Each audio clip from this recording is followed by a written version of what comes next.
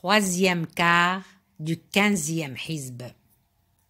Ce sont de vrais perdants ceux qui, par sottise et par ignorance, tuent leurs enfants et qui, inventant des mensonges sur Dieu, interdisent la nourriture que Dieu leur a dispensée. Ces gens-là s'égarent et ne suivent point le droit chemin.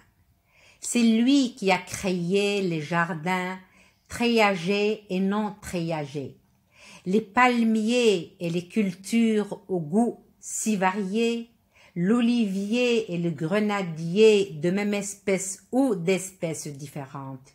Mangez de leurs fruits quand ils ont atteint leur maturité et acquittés en la dîme le jour de la récolte. Mais évitez tout gaspillage, car Dieu n'aime pas ceux qui gaspillent. Il a aussi créé pour vous des bestiaux en faisant des uns des animaux de trait et des autres des animaux de boucherie. Mangez donc de ce que Dieu vous a attribué, mais ne suivez pas les traces de Satan. Il est pour vous un ennemi déclaré. Et il en a créé 8 éléments formant des couples, dont 2 pour les ovins, 2 pour les caprins. Demandez-leur, est-ce que Dieu vous en a interdit les 2 mâles ou les 2 femelles ou ce que ces dernières portent dans leur matrice? Faites-le-moi savoir avec exactitude si vous êtes véridique. Ainsi que 2 pour les camélidés et 2 pour les bovins. Demande-leur, est-ce que Dieu vous en a interdit les 2 mâles ou les 2 femelles ou ce que ces dernières portent dans leur matrice? Étiez-vous présent lorsque Dieu aurait fait une telle recommandation?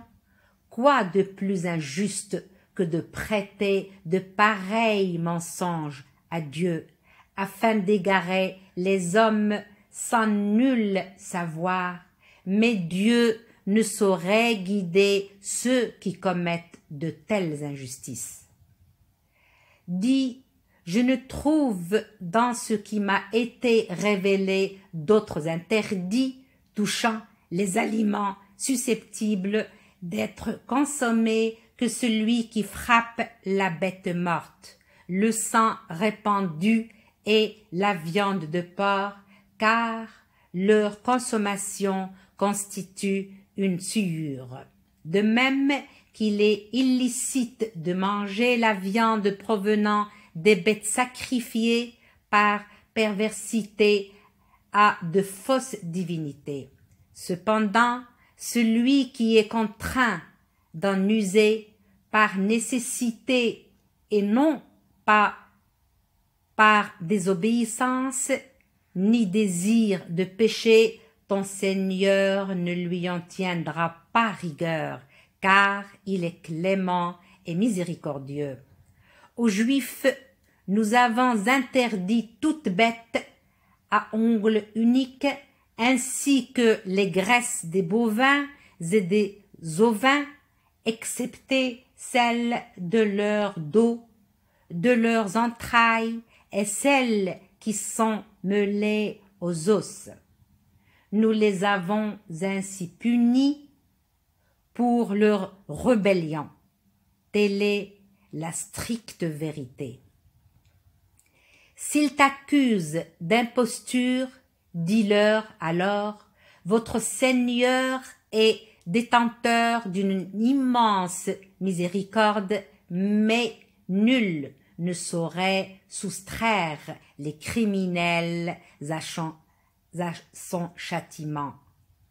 Les polythéistes diront, sans se gêner, si Dieu l'avait voulu, ni nous ni nos ancêtres ne lui aurions associé aucune divinité, et nous n'aurions rien déclaré interdit. C'est là l'excuse qu'invoquaient les négateurs qui les ont précédés et qui leur a valu d'encourir notre colère. Demande-leur, avez-vous un argument solide à produire? En vérité, vous ne suivez que des conjectures et ne faites que mentir. Dis, c'est à Dieu seul qu'appartient l'argument décisif. Et s'il l'avait voulu, il vous aurait dirigés tous dans la bonne voie. Dis-leur, faites venir vos témoins pour attester que Dieu aurait prescrit de tels interdits. S'ils en témoignent, ne te joins pas à eux. Ne suis pas ceux qui, dans leur passion, traitent nos versets de mensonges, qui ne croient pas à la vie future et qui donnent des égaux à leur Seigneur.